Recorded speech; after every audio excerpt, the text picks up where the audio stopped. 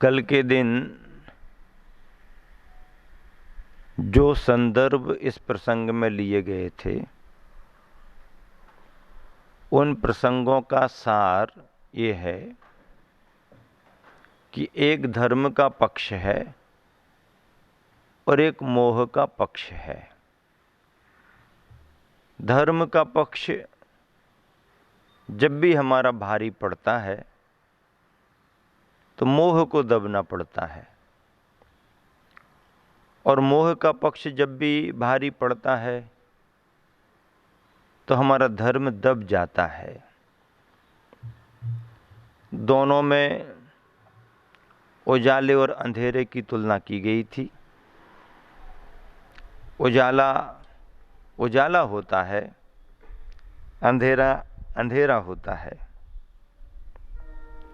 लेकिन गुरुवर बारीकी से ये बता रहे हैं, सूक्ष्मता से ये कहना चाह रहे हैं कि आज धर्म का नाम लेकर मोह का प्रचार प्रसार खूब हो रहा है। नाम तो धर्म का लिया जा रहा, पर मोह का प्रचार प्रसार हो रहा है। किंतु वस्तुतः मोह के ऊपर प्रहार करने का नाम ही धर्म है। वस्तुतः मोह के ऊपर प्रहार करने का नाम ही धर्म है। मोह का परिणाम विभाव परिणाम माना गया है।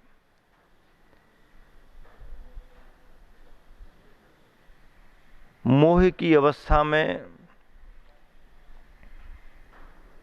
वस्तु स्थिति की वास्तविक अवस्था से हम हट जाते हैं, पर पदार्थों को अपना मानने लगते हैं। अपने को पर पदार्थ रूप मानने लगते हैं। अपने स्वरूप का बोध हमें नहीं होता है। स्वरूप विभ्रम कराना मोह का काम है। ऐसे मोह के परिणाम को धर्म ही दबा सकता है।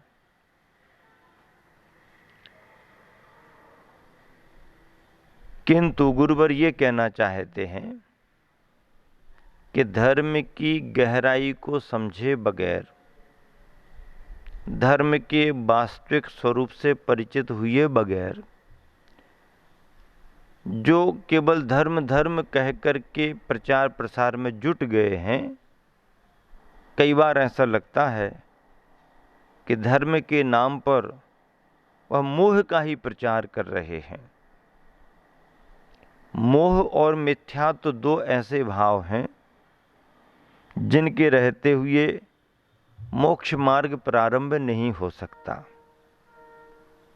मोह और मिथ्यात्व की परिणति ने इस जीव को आज तक संसार में भटकाया है। मोह और मिथ्यात्व भावना ने जग को लूटा। क्या कहा गया है? मोह और मिथ्यात्व भावना ने जग को लूटा। संसार लुट गया। किससे लुट गया?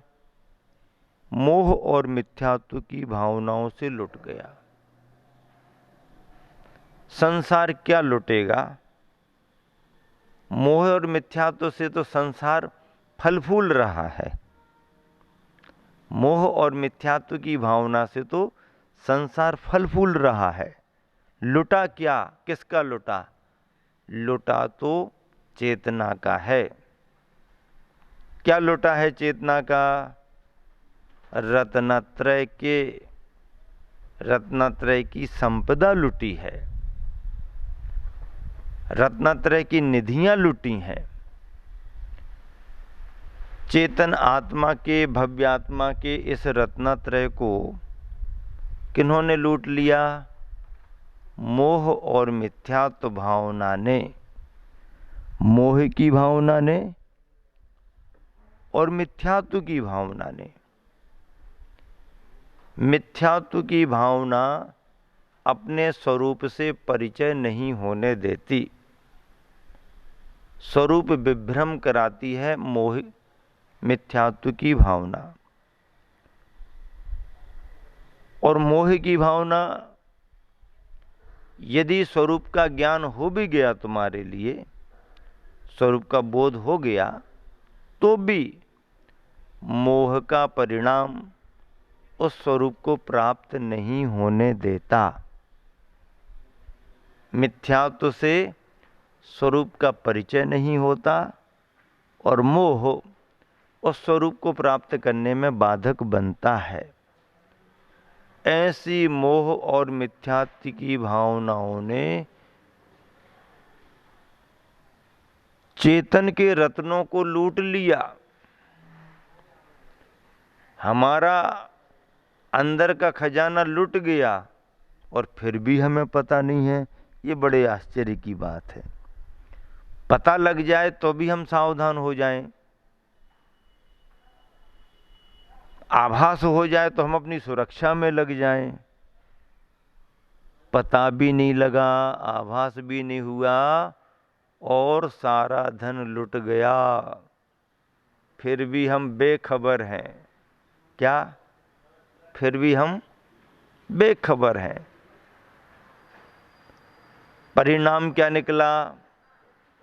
सम्राट होकर के भी हम भिखारी बने हुए हैं। परिणाम क्या निकला? सम्राट होकर के भी हम भिखारी बने हुए हैं, क्योंकि हमारी संपदा लुट गई। संपदा को मोह और मिथ्यात्व ने लूट लिया। ऐसे मोह और मिथ्यात्व के भावों ने चेतन आत्मा के रत्नों को, सम्यक रत्नों को, जड़ रत्नों की बात नहीं, जड़ रत्न तो कभी भी मिल सकते हैं, जड़ रत्न भी कीमती होते हैं, लेकिन जड़ रत्न एक बार चले भी जाएं तो फिर भी कभी कहीं से पुण्य योग से मिल सकते हैं, पर चेतना के गुण रत्नों को बार बार पाया नहीं जा सकता। रत्नत्रय की निधि बार बार नहीं मिलती, इसलिए ऐसे रत्नत्रय के गुणों को, चेतन रत्नों को मोह और मिथ्यात्व भावना ने लूट लिया और हमारे को खबर ही नहीं, पता ही नहीं। आप सोते ही रहे और आपकी निधियां लुट गईं। जब होश में आए, जागे, तब तक चोर निकल भागे, अब मिलने वाले नहीं। गुरुवर आचार्य श्री इसी बात की प्रेरणा दे रहे हैं कि आज धर्म का नाम लेकर मोह का प्रचार प्रसार खूब हो रहा है, किंतु वस्तुतः मोह के ऊपर प्रहार करने का नाम ही धर्म है। मोह के ऊपर प्रहार करो, मोह के भावों को दूर करो, इसका नाम धर्म है। विराग समिकित मुनि लिए, क्या? विराग समिकित मुनि लिए जीते जीवन सार। विराग समिकित मुनि लिए जीते जीवन सार, कर्माश्रव से तब बचें, निज में करें विहार। कर्माश्रव से तब बचें, निज में करें विहार। विराग समिकित मुनि लिए जीते जीवन सार। विराग और समिकित के भावों से मुनि सारभूत जीवन जीते हैं। मुनियों का जीवन सारभूत होता है। सारभूत जीवन कब बनता है? विराग का परिणाम और समिकित का परिणाम हमारे पास होना। समिकित का मतलब है सम्यक श्रद्धा और विराग का मतलब है आचरण वीतरागता। यदि दोनों परिणाम हमारे पास हैं और परिणामों के अनुसार हमारी प्रवृत्ति भी है, अकेले परिणाम का नाम धर्म नहीं है, परिणाम के साथ प्रवृत्ति आचरण भी होना चाहिए। तो परिणाम और प्रवृत्ति में जब समकितपना और विरागपना आता है तो फिर सारभूत जीवन हम जीते हैं। इसका मतलब ये है कि इसके बगैर हम असारभूत जीवन जी रहे हैं। अगला बोध वाक्य है गुरुवर का, दीन दुखी जीवों को देखकर जो व्यक्ति आंखों में करुणा का पानी नहीं लाता, क्या कहा? दीन दुखी जीवों को देखकर जो व्यक्ति आंखों में करुणा का पानी, आंसू की बात नहीं कर रहे, आंखों में करुणा का पानी नहीं लाता, उस पाषाण हृदय से कभी भी धर्म की अपेक्षा नहीं रखी जा सकती। उस पाषाण हृदय से कभी भी धर्म की अपेक्षा नहीं रखी जा सकती। पाषाण हृदय का मतलब क्या? कठोर हृदय। कठोरता के लिए पाषाण ही क्यों कहा गया? और भी तो कई चीजें कठोर होती ना, और पाषाण ही क्यों कहा? पाषाण पानी के अंदर कितना ही पड़ा रहे, सालों साल पड़ा रहे, 50 साल पड़ा रहे, सैकड़ों साल पड़ा रहे, ऊपर ऊपर से तो गीला हो जाता है, अंदर गीला नहीं होता, अंदर तो सूखा ही रहता है, भीगता ही नहीं। माटी में पानी गिर जाए तो माटी नरम हो जाती है, पत्थर पर पानी डालो तो अंदर नहीं जाता, ऊपर ऊपर रह करके बह जाता है, सूख जाता है। तो हृदय भी किसी किसी का भीग जाता है, किसी किसी का नहीं भीगता है। और जब तक अपना हृदय ना भीगे, परिणामों में दया या करुणा ना आए, धर्म की शुरुआत कैसे होगी? हिंसा और आतंक की गतिविधियों में जो लोग जुड़े हैं, उनसे धर्म की क्या अपेक्षा रखी जा सकती? उनका काम तो दहशत फैलाना है, उनका काम तो बस आतंक फैलाना है, जो मिला डर और भय का वातावरण बनाना है। ऐसी हिंसक और आतंकी गतिविधियों में जो लगे हों, उनसे धर्म की क्या अपेक्षा की जा सकती है? वो तो कहते हमारा वही धर्म है। आप कह रहे हैं कि जीवों को बचाना धर्म है, वो कह रहे कि दुनिया को मारना मिटाना हमारा धर्म है। दूसरों को मारना और स्वयं मरना भी धर्म है। मारना भी धर्म और मरना भी धर्म है। हाँ, मारना भी धर्म है और मरना भी धर्म है। वो तो इसके लिए शहीद कहते हैं। क्या कहते हैं? हाँ, वो आतंकी यदि कोई चला गया तो कहते वो तो शहीद हो गए। अरे शहीद होने में और आतंकी गतिविधि में मरने में तो बहुत फर्क है।